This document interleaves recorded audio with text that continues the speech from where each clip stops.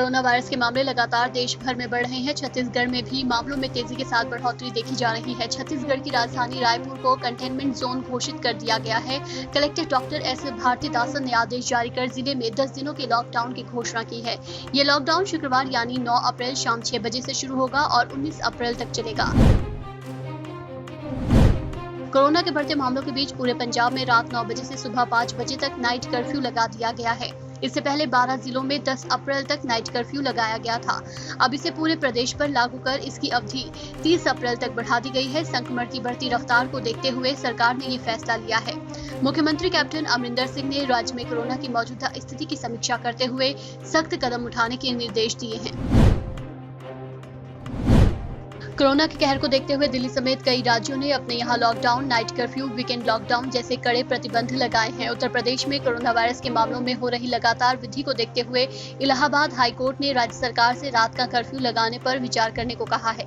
इसके साथ ही कोर्ट ने राज्य के सभी लोगों का टीकाकरण करने के मामले पर भी विचार करने को कहा है। कोरोना वायरस की लहर अब शहर शहर देखने को मिल रही है। दिल्ली हो या उत्तर प्रदेश या फिर महाराष्ट्र, हर जगह कोरोना के ताजा आंकड़ों ने चिंता बढ़ा दी है। देश में तेजी से फैल रहे कोरोना संक्रमण पर रोकथाम के लिए सरकार ने वैक्सीन अभियान को तेज कर दिया है। इस बीच टीकाकरण को लेकर कांग्रेस के पूर्व अध्यक्ष राहुल गांधी ने भी ट्वीट किया। राहुल गांधी ने कोरोना वैक्सीन हैशटैग के साथ ट्वीट किया कि जरूरतों को और इच्छाओं पर बहस करना बकवास है।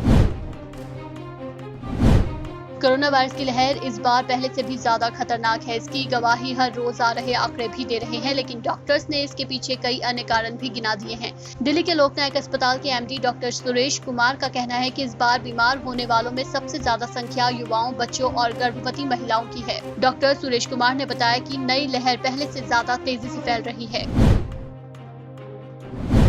पश्चिम बंगाल में चौथे चरण के मतदान के मद्देनजर केंद्रीय गृह मंत्री और बीजेपी नेता अमित शाह बुधवार को डोमजूर पहुंचे। शाह ने यहां एक रोड शो को संबोधित करते हुए जनता को संबोधित किया। अमित शाह ने डोमजूर में एक रिक्शा चालक जो बीजेपी समर्थक भी हैं, उनके आवास पर दोपहर का भोजन किया।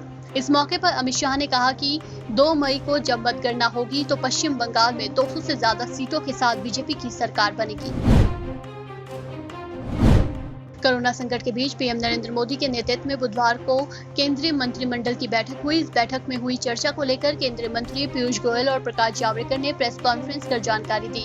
पीयूष गोयल ने कहा कि सरकार ने पिछले 7 सालों में उत्पादन की क्षमता को बढ़ाने पर जोर दिया है। इसके लिए एक इकोसिस्टम बनाया गया है। कैबिनेट मीटिंग में व्हाइट गुड्स यानी एसी, एलईडी और high frequency solar PV modules के क्षेत्र में प्रोडक्शन लिंक्ड इंसेंटिव स्कीम को मंजूरी दी गई है। एंटीलिया केस के आरोपी सचिन वाजे ने आरोप लगाया है कि 2020 में उन्हें बहाल किए जाने के बाद तत्कालीन गृह मंत्री अनिल देशमुख ने उन्हें बताया था कि शरद पवार चाहते थे कि उनकी बहाली रद्द कर दी जाए। गृह मंत्री ने मुझे ये भी बताया कि वो पवार साहब को मना लेंगे और उन्होंने मुझसे इस काम के लिए 2 करोड़ रुपए की मांग की थी। आरबीआई ने रेपो रेट और रिवर्स रेपो रेट में कोई बदलाव नहीं किया है। आरबीआई गवर्नर ने बुधवार को बताया कि रेपो रेट 4% और रिवर्स रेपो रेट 3.35% पर ही रहेगा। इसके साथ ही गवर्नर ने साल 2021 से 2022 के लिए 10.5% जीडीपी का अनुमान जताया है। मौद्रिक नीति पेश करते हुए आरबीआई गवर्नर ने कहा कि कोरोना के बावजूद देश की आर्थिक स्थिति सुधर रही है। इस साल जिस तरह के मामले बढ़ रहे हैं उससे थोड़ी अनिश्चितता बढ़ी है, लेकिन भारत चुनौतियों से निपटने के लिए तैयार है। सप्ताह के तीसरे कारोबारी दिन यानी बुधवार को शेयर बाजार हरे निशान पर बंद हुआ। सेंसेक्स 460 अंक यानी 0.94% ऊपर 49,661 के स्तर पर बंद हुआ। वहीं निफ्टी 136 अंक यानी 0.92% की तेजी के साथ 14,819 के स्तर पर बंद हुआ।